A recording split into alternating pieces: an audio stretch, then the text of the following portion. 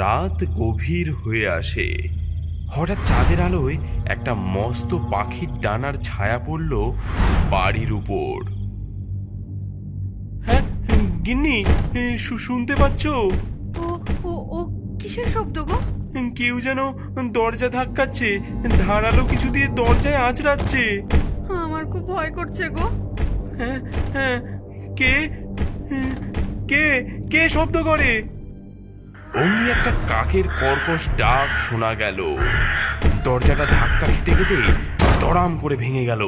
ঘরে ঢুকে এলো একটা মস্ত বড় কাকের মতো প্রাণী। ও উড়ি বাবা, উড়ি বাবা, কে গো? কে গো? কে কে কে তুমি? হ্যাঁ, প্রাণীটা এগিয়ে যায় দোলনায় শোয়ানো বাচ্চাটার দিকে। ওগো ওগো, এই যে আমাদের সোনাকে নিয়ে যাচ্ছে। এই এই এই দাঁড়া দাঁড়া, খবরদার বলছি, ছেড়ে দে, ছেড়ে দে আমার ছেলেকে, ছেড়ে দে। ভদ্রলোক লাঠি হাতে ছুটে যায়, কিন্তু কাকটা কর্কশ কণ্ঠে চিৎকার করে উঠে ডানা ঝাপটায়। ডানার ধাক্কায় ছিটকে যায় ভদ্রলোক। কাক বাচ্চাটিকে নিয়ে ঘর থেকে বেরিয়ে আসে। দাঁড়া দাঁড়া দাঁড়া, যেও না যেও না, দাঁড়াও। কে কোথায় আছো গো? আমার ছেলেটাকে নিয়ে গেল গো, বাঁচাও। কাক বাইরে এসে বাচ্চাটা দু হাতে নিয়ে আকাশে বিশাল ডানা মেলে দূর আকাশে উড়ে চলে গেল। এদিকে গ্রামের লোকেরা ছুটে এলো। এই ধর ধর ধর ধর ধর, আরে আরে ধর ধর, নিয়ে গেল নিয়ে গেল, আরে ধর ধর ধর। সকলে মিলে শুনতে পেল আকাশ থেকে কোনো এক মহিলা তার ঋণ ঋণে গলায় বলে উঠল, নিয়ে আয়, নিয়ে আয় আমার কাছে, জলদি নিয়ে আয়।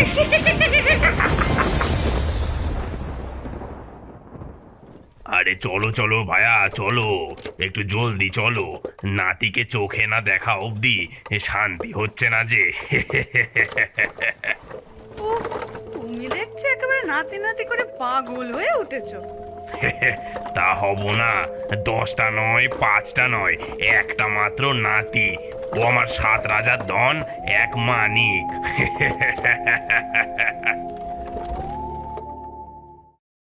হায় হায় হায়, হে আমার কি হয়ে গেল গো? হে আমার কি হয়ে গেল? আমার ছেলেটাকে উড়িয়ে নিয়ে গেল। হায় হায়। কেঁদো না সরলা, সরলা কেঁদো না। আমাদের ছেলে আবার ফিরে আসবে, সরলা কেঁদো না। হ্যাঁ সরলা, সরলা কি হয়েছে? সরলা ও গ্রামের লোকেরা সব কথা জানায়। দুঃখে ভেঙে পড়ে গোটা পরিবার। বাবা, এভাবে আর কতদিন? আমরা যে মহাপাপ করছি। কি করব বলো, আমাদের আর কি বা করার আছে? এভাবে বন্দি থেকে তো আমরা কিছুই করতে পারবো না।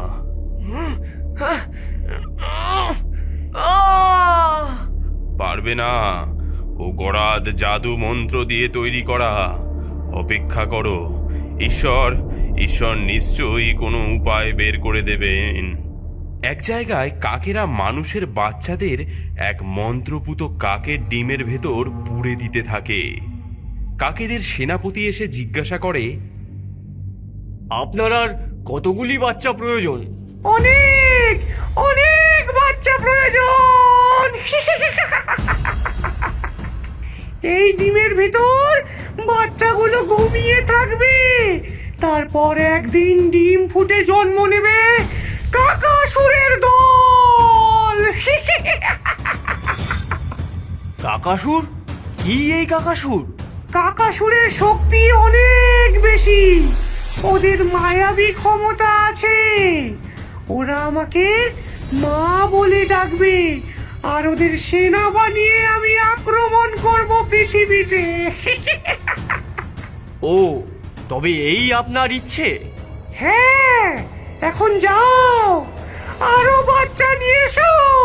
যাও যাও তাড়াতাড়ি।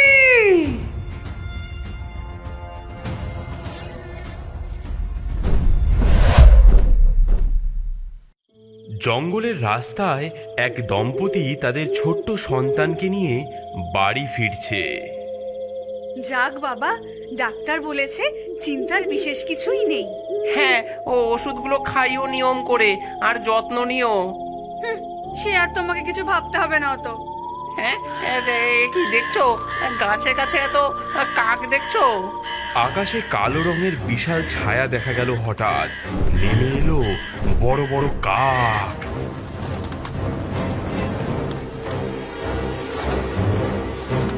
হ্যাঁ, কে কে কি চাই? কি চাই তোমাদের? হ্যাঁ, কি চাই? হ্যাঁ, কাকেরা বাচ্চাটার দিকে চেয়ে চিৎকার করে উঠল।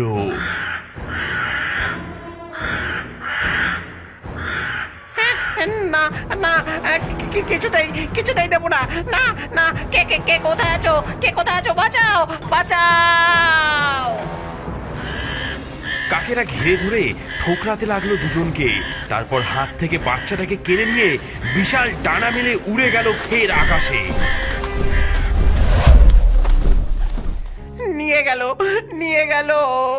নিয়ে গেল আমাদের বাচ্চাকে। কে কোথায় আছো? বাঁচাও! ফিরিয়ে দাও, আমার বাচ্চাকে ফিরিয়ে দাও।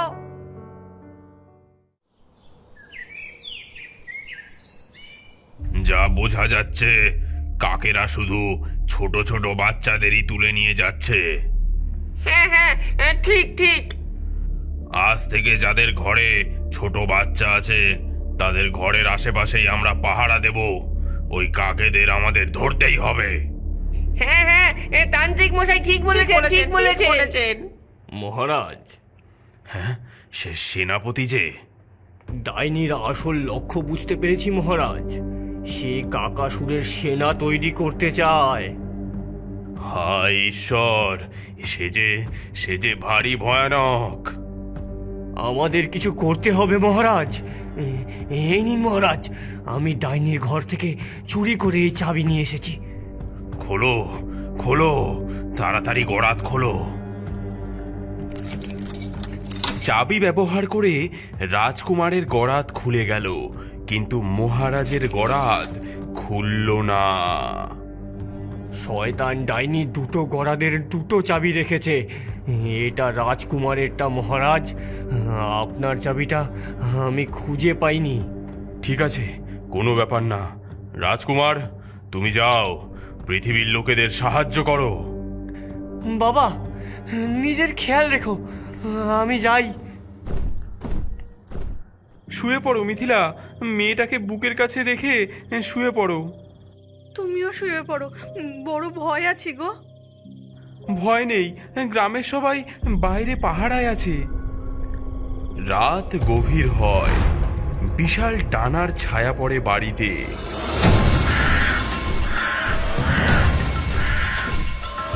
ওই ওই ওই এসে গেছে। সবাই প্রস্তুত হও।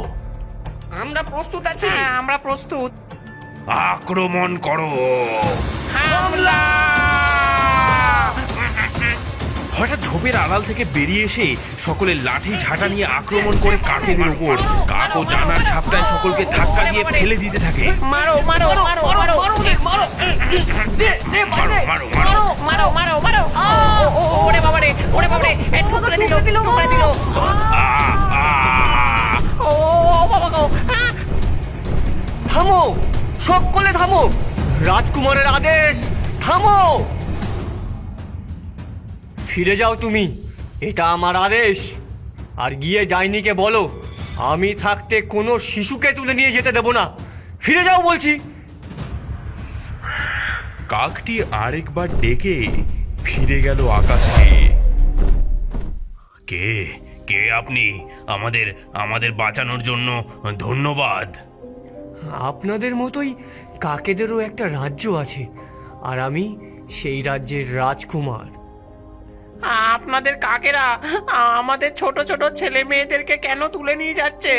হ্যাঁ, এক ডাইনি আমাদের রাজ্য আক্রমণ করেছে। আমার বাবা সেই ডাইনির হাতে বন্দি। আমি পালিয়ে এসেছি একমাত্র। হ্যাঁ, তারপর তারপর? সেই ডাইনি নিজের কার্যসিদ্ধির জন্য আমাদের সেনা দিয়ে তোমাদের ছোট ছোট বাচ্চাদের তুলে নিয়ে যাচ্ছে। হ্যাঁ, আমার আমার নাতি তবে তোমাদেরই দেশে আছে। তাকে কি করে ফিরে পাবো বলো?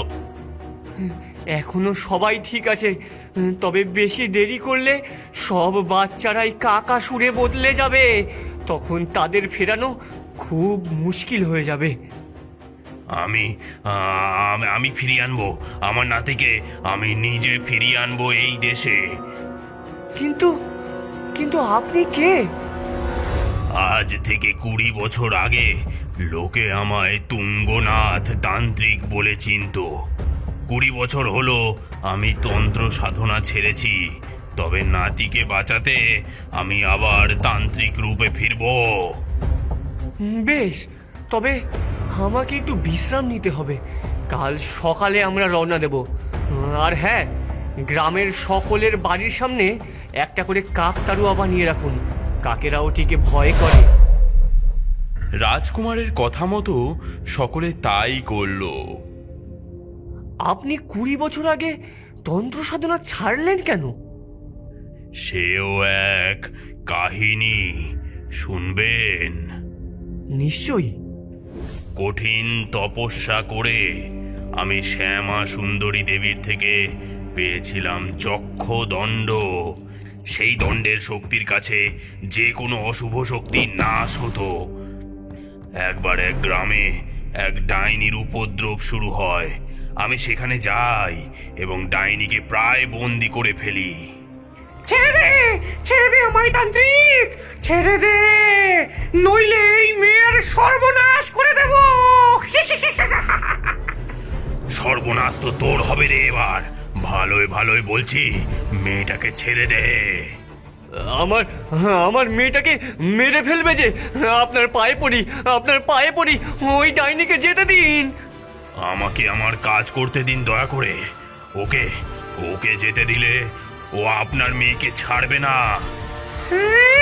আমায় যেতে না দিলে আমি এই মেয়ের গলা কেটে রক্ত খেয়ে নেব। তবে রে দেখাচ্ছি মজা। ওম নমঃ শক্তি পরিত্রায়ত হে তবে শিব নন্দিনী অশুভ শক্তি বিনাশিনী কালিকায় নমস্তুতে।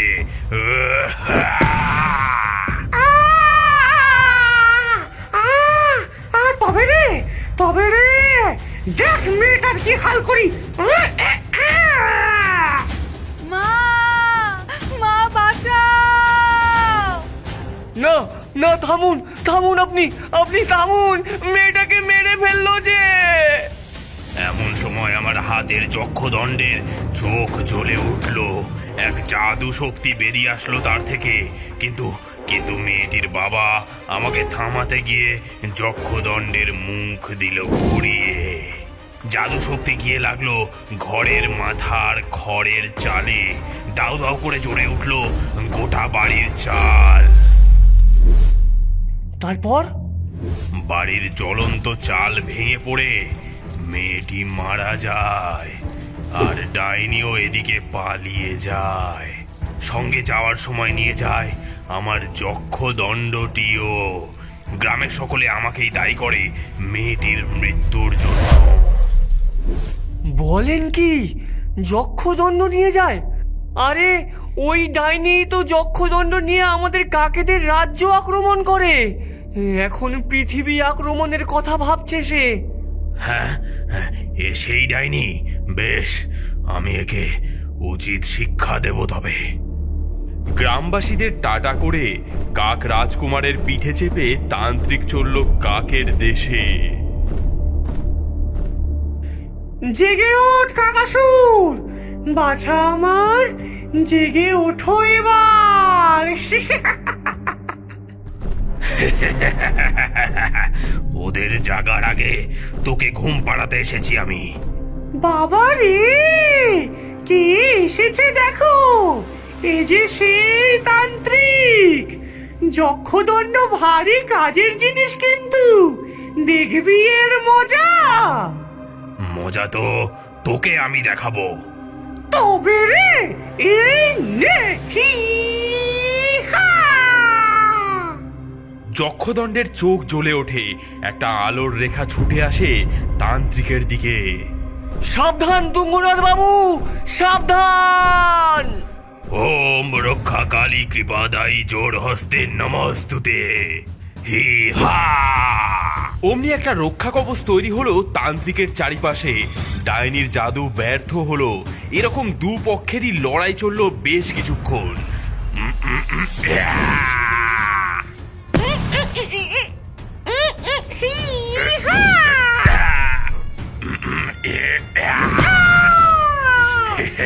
এবার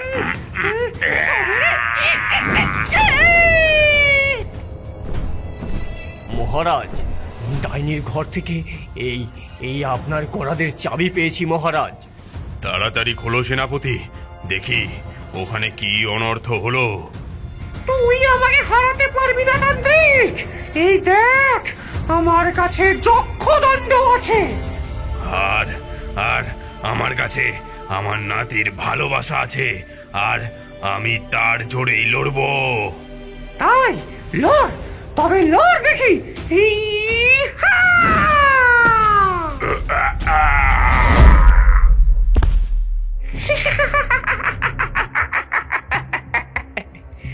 যতক্ষণ যক্ষদণ্ড আছে আমাকে কেউ হারাতে পারবে না।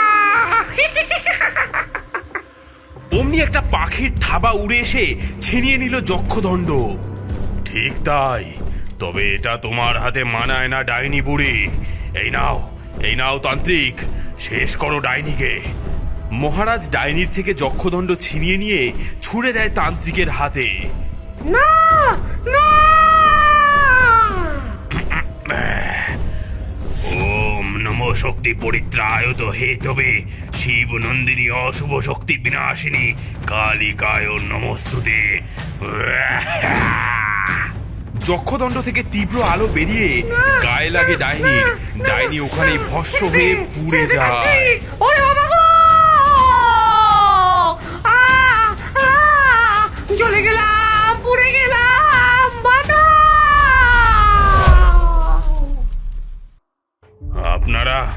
আপনারা আমাদের যা উপকার করলেন তা তা কখনো ভোলা যাবে না।